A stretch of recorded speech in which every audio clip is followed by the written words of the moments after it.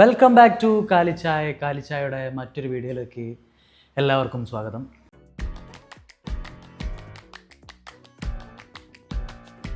ലോക എന്തൊരു സിനിമയാണ്. നമ്മളെല്ലാവരും ഇപ്പോൾ ലോക ഈ സമയം കൊണ്ടൊരു വിധം എല്ലാവരും കണ്ടു കഴിഞ്ഞു എന്ന് വിചാരിക്കുന്നു. ഇങ്ങനെ ആവണം സിനിമ എടുക്കേണ്ടത്. ഇതാണ് സിനിമ. ആദ്യം തന്നെ വീഡിയോ തുടങ്ങുന്നതിന് മുമ്പ് തന്നെ നമുക്ക് ഈ സിനിമയിൽ മുന്നണിയിലും പിന്നണിയിലും വർക്ക് ചെയ്ത എല്ലാവർക്കും ഒരു ലോഡ് നന്ദി ഇറക്കി കൊടുത്തുകൊണ്ട് വേണം ശരിക്കും നമ്മൾ ഈ സിനിമ തുടങ്ങാൻ. കാരണം ഇങ്ങനൊരു സിനിമ നമ്മൾ മലയാളികൾ ഇതിന് മുമ്പോ ശേഷമോ കണ്ടിട്ടുണ്ടോ എന്ന് ചോദിച്ചാൽ എനിക്കറിയില്ല. അത്രയും അടിപൊളിയായിട്ട് എന്ന് മാത്രം പറഞ്ഞാൽ പോരാ, ബ്രില്യൻ മേക്കിംഗ്. അതായത് നമ്മൾ ഇതിൻ്റെ ഡയറക്ടർ ഡൊമിനിക് അരുണിന് നമ്മൾ താങ്ക്സ് പറയണം. അതിന് മുമ്പ് നമ്മൾ എന്ത് ചെയ്യണം, ദുൽഖർ സൽമാൻ DQ വെയ്ഫെയർ പ്രൊഡക്ഷൻസ്, അദ്ദേഹത്തിന് നമ്മൾ എത്ര നന്ദി പറഞ്ഞാലും തീരില്ല. കാരണം ഇങ്ങനെ ഒരു സിനിമ നമ്മൾ മലയാളികൾക്ക് സമ്മാനിച്ചതിന് ഇവർക്ക് എല്ലാവർക്കും നമ്മൾ നന്ദി പറഞ്ഞാൽ പറ്റും. ഇതിൻ്റെ ബാക്ക്ഗ്രൗണ്ടിൽ വർക്ക് ചെയ്തവർക്കും ഫ്രണ്ടിൽ വർക്ക് ചെയ്തവർക്കും എല്ലാവർക്കും നമ്മൾ നന്ദി പറഞ്ഞിട്ട് വേണം ഈ സിനിമ ഇതിനെക്കുറിച്ച് സംസാരിക്കാൻ തുടങ്ങാൻ തന്നെ. ലോകയുടെ ക്രെഡിറ്റ്സിലേക്കൊക്കെ വരുന്ന സമയത്ത് ആദ്യം തന്നെ DQ നമ്മുടെ ദുൽഖർ സൽമാൻ, അതായത് ഇതിൻ്റെ ഡയറക്ടർ നമ്മുടെ ഡൊമിനിക് അരുൺ, ഇങ്ങനെ ഒരു കഥയുമായിട്ട് ഒരു ഡയറക്ടർ വരുന്ന സമയത്ത് അദ്ദേഹത്തെ വിശ്വസിച്ച് ആ സിനിമ പ്രൊഡ്യൂസ് ചെയ്ത് കൊടുക്കുക, അല്ലെങ്കിൽ ആ മനുഷ്യൻ്റെ ആ ഡയറക്ടറുടെ വിഷനെ വിശ്വസിച്ച് അതിന് വേണ്ട എല്ലാ സപ്പോർട്ടും കൊടുത്ത് അയാളുടെ കൂടെ നിന്ന്, ഇതൊന്നും പോരാതെ വെറും 30 കോടി ബഡ്ജറ്റിൽ ഈ സിനിമ ഫിനിഷ് ചെയ്ത് നമ്മുടെ മുന്നിലേക്ക് എത്തിക്കുക എന്ന് പറയുന്നത് ഒരു വലിയൊരു പ്രോസസ്സ് തന്നെയാണ്. അതിന് നമ്മൾ ആദ്യം നമ്മുടെ DQവിന് ദുൽഖർ സൽമാന് വലിയൊരു കൈയടി കൊടുത്തേ പറ്റുള്ളൂ. പിന്നെ നമ്മൾ വരുന്നത് ഇതിൻ്റെ ഡയറക്ടറിലേക്കാണ്. ഡൊമിനിക് അരുൺ മാൻ, നിങ്ങളുടെ വിഷനാണ് ഈ സിനിമ. ഇത് തരംഗം എന്നൊരു സിനിമ 8 വർഷങ്ങൾക്ക് മുമ്പ് എടുത്ത് എവിടെ തരംഗത്തിൻ്റെ ഡയറക്ടർ എവിടെ എന്ന് ചോദിച്ചവർക്കുള്ള മറുപടി ആയിട്ടാണ് നിങ്ങൾ വന്നത്. വെറും മറുപടിയല്ല, ഒരു ആറ്റം ബോംബ് തന്നെയാണ് ലോക എന്ന് പറഞ്ഞ സിനിമ. കാരണം സിനിമയിലേക്ക് നമുക്ക് കടക്കാം, പക്ഷേ നമ്മൾ ഡൊമിനിക് അരുൺ എന്ന് പറഞ്ഞ മനുഷ്യനെ കുറിച്ച് നമ്മൾ സംസാരിക്കുന്ന സമയത്ത് അദ്ദേഹത്തിൻ്റെ ഒരു ക്രാഫ്റ്റിനെ കുറിച്ച് നമുക്ക് പറയാതിരിക്കാൻ പറ്റില്ല. നമ്മുടെ എന്താ പറയുക, ഫോക്ലോറുകൾ, മിത്തുകൾ, കാര്യങ്ങളൊക്കെ നമുക്ക് ഒരുപാടുണ്ട്. നമുക്ക് അത്രയും നമ്മുടെ കേരളത്തിന് അല്ലെങ്കിൽ നമുക്ക് മലയാളികൾക്ക് ഒരുപാട് ഡീപ്പ് റൂട്ടഡ് ആയിട്ടുള്ള ഇത്തരം ഫോക്ലോറുകളും മിത്തുകളും ഒക്കെ തന്നെ ഉണ്ട്. അപ്പോൾ ആ ഒരു സാധനത്തിനെടുത്ത് ഒബ്വിയസ്ലി സ്ക്രിപ്റ്റ് റൈറ്റർ നമ്മൾ പറയണം, ശാന്തി ബാലകൃഷ്ണൻ, അവരാണ് സ്ക്രിപ്റ്റ് കാര്യങ്ങൾ അവരും ഉണ്ട്. അപ്പം ഇതിലേക്ക് വരുന്ന സമയത്ത് ആ ഒരു മിത്ത് അല്ലെങ്കിൽ നമ്മുടെ ഈ ഹിസ്റ്ററിയിൽ നിന്ന്, ആൻഷ്യൻ ഹിസ്റ്ററി എന്ന് തന്നെ പറയാം, അതിൽ നിന്ന് ഇങ്ങനത്തെ കുറച്ച് ക്യാരക്ടേഴ്സ്, നമുക്ക് ഡീപ്പ് റൂട്ടഡ് ആയിട്ടുള്ള ഇത്തരം ഡിയറ്റീസ് ക്യാരക്ടേഴ്സ് ഒക്കെ നമുക്കുണ്ട്. അപ്പോൾ അവരെ എടുത്ത് അവരുടെ ഒരു മോഡേൺ വേർഷൻ അല്ലെങ്കിൽ അവരെ മോഡേണൈസ് ചെയ്ത് ഒരു ഫ്യൂച്ചർ ഒരു സംഗതിയിലേക്ക് അവരെ കൊണ്ടുവന്നിടുമ്പോൾ അത് എത്രത്തോളം റിസ്കി ആയിട്ടുള്ളൊരു പരിപാടിയാണ് എന്നുള്ളത് നമ്മൾ ആദ്യം മനസ്സിലാക്കണം. കാരണം അവരൊക്കെ ആ ക്യാരക്ടേഴ്സൊക്കെ പീരിയോഡിക് ആയിട്ടുള്ള അല്ലെങ്കിൽ ആ കാലത്തിൽ ജീവിച്ചു മരിച്ചു അല്ലെങ്കിൽ അന്ന് ഉണ്ടായിരുന്നു എന്ന് പറയപ്പെടുന്ന വെറും കെട്ടുകഥകൾ മാത്രമായിട്ടുള്ള ആളുകളാണ്. അപ്പോൾ അവരുടെ ക്യാരക്ടേഴ്സിനെ പുതിയ കാലത്തിലേക്ക് അഡാപ്റ്റ് ചെയ്യുന്ന സമയത്ത് അത് വളരെ റിസ്കി ആയിട്ടുള്ളൊരു ബിസിനസ്സാണ്. അപ്പോൾ അത് എത്ര ആ ഒരു മനുഷ്യൻ ഡൊമിനിക് അരുൺ എന്ന് പറയുന്ന ഡയറക്ടറുടെ വിഷൻ തന്നെയാണ് നമ്മൾ hats off to you man, ഒന്നും പറയാനില്ല.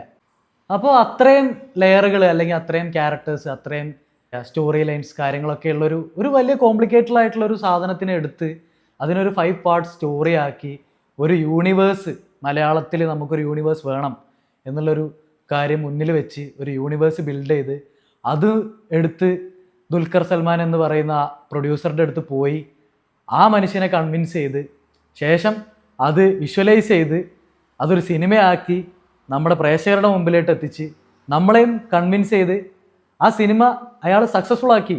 അദ്ദേഹം സക്സസ്ഫുൾ ആയി കഴിഞ്ഞു.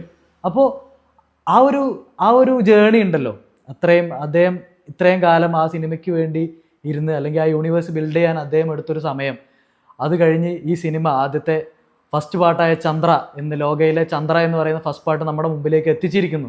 അപ്പോൾ ആ മനുഷ്യൻ്റെ കൂടെ ഇതിനു വേണ്ടി വർക്ക് ചെയ്ത് എല്ലാവരും നമ്മൾ പറയേണ്ടതാണ്. നമ്മൾ നേരത്തെ പറഞ്ഞു ശാന്തി ബാലകൃഷ്ണൻ അഡീഷണൽ സ്ക്രിപ്റ്റ് റൈറ്ററായിട്ട് വന്ന് പുള്ളിക്കാരിക്ക് വലിയൊരു കൈയടി.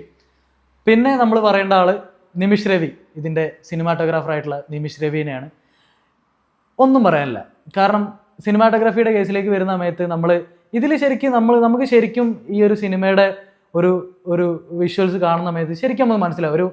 ഇപ്പോൾ ഈ മാങ്കയൊക്കെ വായിക്കുന്നവർക്ക് ചിലപ്പോൾ കണക്റ്റ് ആയിക്കോളും, ചിലപ്പോൾ കിട്ടിയെന്ന് വരും. ആ ഒരു മാങ്കയിലോ അല്ലെങ്കിൽ നമ്മൾ ആനിമേസിലൊക്കെ കാണുന്ന ഒരു കൈൻഡ് ഓഫ് ഫ്രെയിമിങ് കാര്യങ്ങൾ, ലൈറ്റിങ് ഒബ്വിയസ്ലി നമുക്കറിയാം ഇങ്ങനൊരു സിനിമ ആണ്, അതിലെന്തായാലും ആ ഒരു ലൈറ്റിങ് എന്തായാലും നമുക്ക് ആവശ്യമാണ്.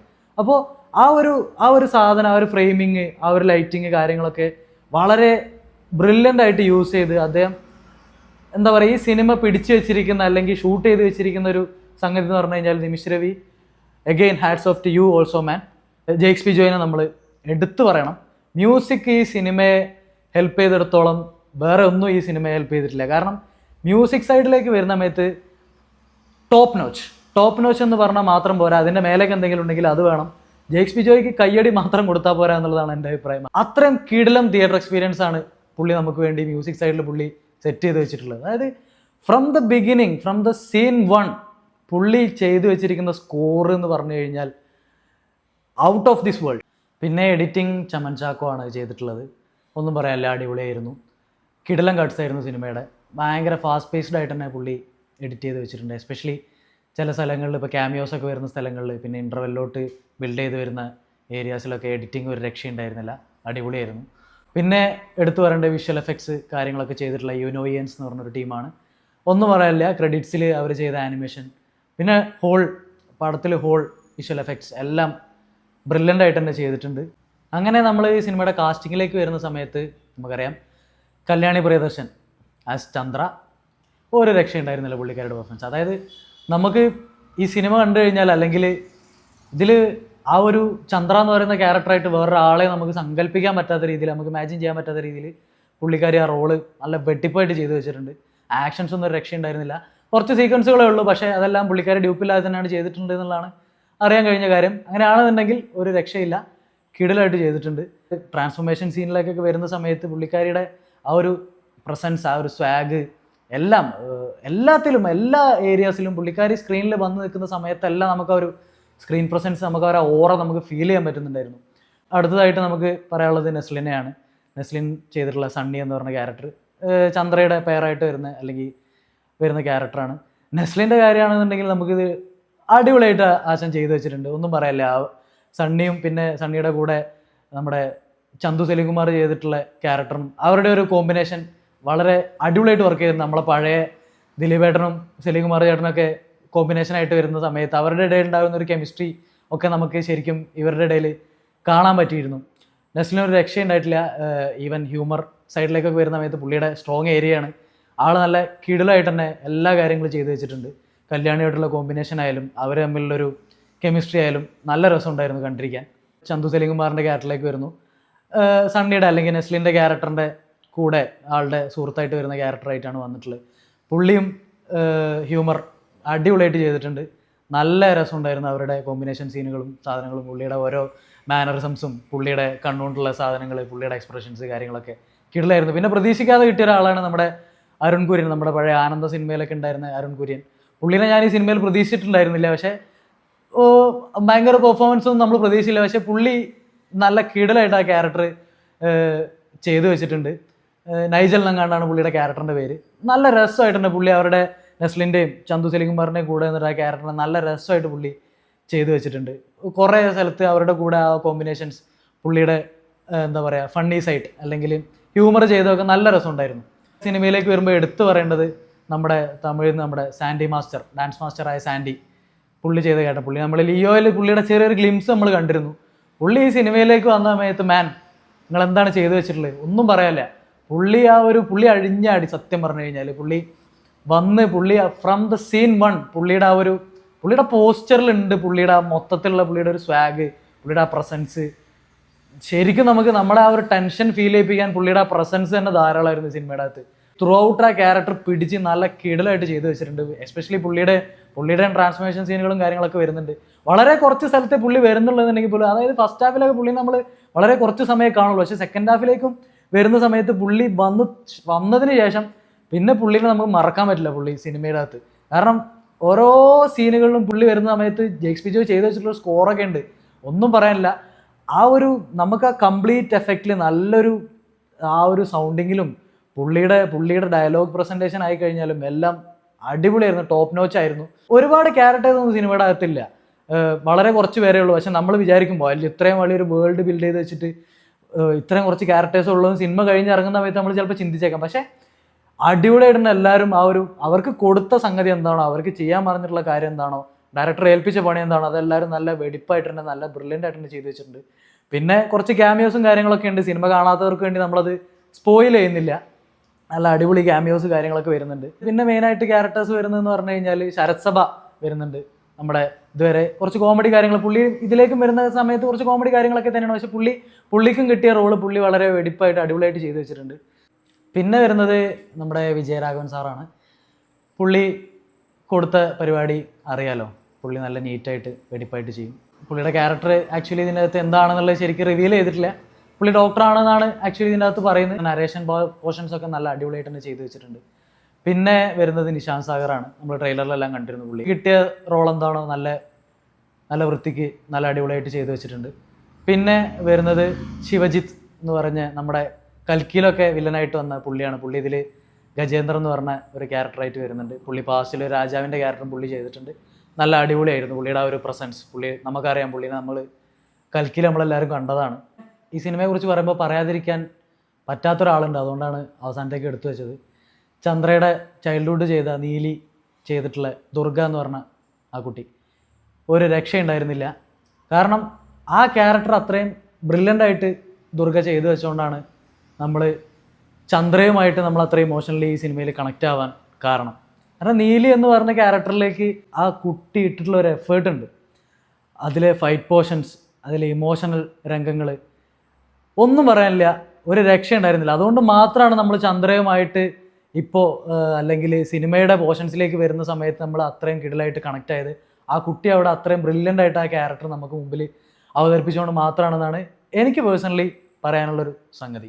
ഈ പറഞ്ഞ ആളുകളെല്ലാവരും ഒരുമിച്ച് വന്ന് ഡൊമിനിക് അരുൺ എന്ന് പറഞ്ഞ ഡയറക്ടറുടെ വിഷന് വേണ്ടി വർക്ക് ചെയ്തപ്പോൾ നമുക്ക് കിട്ടിയത് ആക്ച്വലി വലിയൊരു സിനിമ തന്നെയാണ്. ലോക എന്ന് പറയുന്ന ഇനിയും 4 പാട്ടുകൾ വരാനിരിക്കുന്ന ഒരു വലിയൊരു യൂണിവേഴ്സിലെ ഒരു സിനിമയാണ് നമുക്ക് കിട്ടിയത്. അപ്പോൾ ഈ ഒരു യൂണിവേഴ്സ് അവരുണ്ടാക്കി വെച്ചതിൽ നിന്ന് നമുക്ക് ശരിക്കും ഇത് ആർക്ക് വേണമെങ്കിലും നമുക്ക് ഈ സാധനം നമുക്ക് പ്രസൻറ്റ് ചെയ്യാം. നമുക്ക് പുറത്തുള്ള ആളുകൾക്ക് ആർക്ക് വേണമെങ്കിലും നമുക്ക് ഈ സിനിമ കൊണ്ടുപോയി കാണിച്ചു കൊടുക്കാം. കാണടാ, മലയാളത്തിൽ നിന്ന് വന്ന സിനിമയാണ്, നിങ്ങൾ കാണ്. കാരണം അത്രയും പ്രസൻറ്റബിൾ ആയിട്ടുള്ള അത്രയും അടിപൊളിയായിട്ടുള്ള ഒരു ഔട്ട്പുട്ടാണ് ഇവർ നമുക്ക് തന്നിട്ടുള്ളത്. ഇപ്പോൾ തമിഴിലൊക്കെ ആണെങ്കിൽ നമ്മൾ വെയിറ്റ് ചെയ്യും. ഇപ്പോൾ LCU ലോകേഷ് യൂണിവേഴ്സിന് വേണ്ടി നമ്മൾ വെയിറ്റ് ചെയ്യുന്നു. നമുക്ക് മലയാളത്തിനും അങ്ങനെ ഒരു സെക്കൻഡ് പാർട്ടിനോ അല്ലെങ്കിൽ ഒരു തേർഡ് പാർട്ടിനോ ഇനി വരുന്ന ബാക്കിയുള്ള 4 പാർട്ടിനും വെയിറ്റ് ചെയ്തിരിക്കാനുള്ള ഒരു ത്വര, നമുക്ക് ശരിക്കും ഒരു ക്യൂരിയോസിറ്റി നമുക്ക് ഉണ്ടാക്കി തന്നിട്ടാണ് ഈ സിനിമ ഇവർ വൈൻഡപ്പ് ചെയ്തിട്ടുള്ളത്. കാരണം അത്രയും എന്താ പറയുക, അടിപൊളിയായിട്ടാണ് ഇതിൻ്റെ ഒരു അറേഞ്ച്മെൻറ്റ് ഇവർ ചെയ്തു വെച്ചിട്ടുള്ളത്. അപ്പോൾ ഈ സിനിമ നമുക്ക് ആർക്ക് വേണമെങ്കിലും കൊണ്ടുപോയി കാണിച്ചു കൊടുക്കാം. ഇപ്പോൾ നോർത്തിലാണെങ്കിലും സൗത്തിലാണെങ്കിലും ഇനിയിപ്പോൾ വേൾഡ് വൈഡ് ആണെങ്കിലും ഇപ്പോൾ ഈ സിനിമയാണ് ഇപ്പോൾ എല്ലായിടത്തും ചർച്ചയായിട്ടുണ്ട്. ഈ സിനിമ ഇത്രയും നല്ലൊരു ഔട്ട്പുട്ട് നമുക്ക് മലയാളത്തിൽ നിന്ന് നമ്മുടെ ഒരു ഇത്രയും കുറഞ്ഞ ബഡ്ജറ്റിൽ നമുക്ക് ഇങ്ങനൊരു ഔട്ട്പുട്ട് ഉണ്ടാക്കി എടുക്കാൻ സാധിച്ചു എന്നുള്ളത് വലിയൊരു അച്ചീവ്മെൻ്റ് ആയിട്ട് തന്നെയാണ് നമ്മൾ കാണുന്നത്. വീണ്ടും നമ്മൾ ദുൽഖർ സൽമാൻ എന്ന് പറഞ്ഞ പ്രൊഡ്യൂസർ നമ്മൾ കൈയടി കൊടുത്തേ പറ്റൂ. കാരണം അദ്ദേഹമാണ് ഈ വിഷൻ വിശ്വസിച്ച്, ഈ പ്രൊജക്റ്റിൽ വിശ്വസിച്ച് ഇതിന് നമ്മളെന്താ പറയുക പൈസ ഇറക്കിയത്. അപ്പോൾ അദ്ദേഹത്തിനെ നമ്മൾ ഈ സിനിമ കണ്ടു കഴിയുന്ന സമയത്ത് നമ്മൾ അദ്ദേഹത്തെ ഓർത്തേ പറ്റുള്ളൂ. അത്രയ്ക്കാണ് ലോക സിനിമയുടെ കാര്യങ്ങൾ. എല്ലാവരും ഈ സിനിമ ഇനി കാണാത്തവരുണ്ടെങ്കിൽ തിയേറ്ററിൽ പോയിട്ട് എന്തായാലും 1, 2, 3 തവണ കാണാൻ ഈ സിനിമ ഉണ്ട് എന്ന് തന്നെയാണ് എനിക്ക് തോന്നുന്നത്. ഞാൻ ഓൾറെഡി 3 തവണ കണ്ടു കഴിഞ്ഞു. നിങ്ങൾക്കും താല്പര്യം ഉണ്ടെങ്കിൽ 1, 2, 3 തവണ ഈ സിനിമ കാണാം. എല്ലാവരും സിനിമ തിയേറ്ററിൽ നിന്ന് തന്നെ കാണാൻ ശ്രമിക്കുക.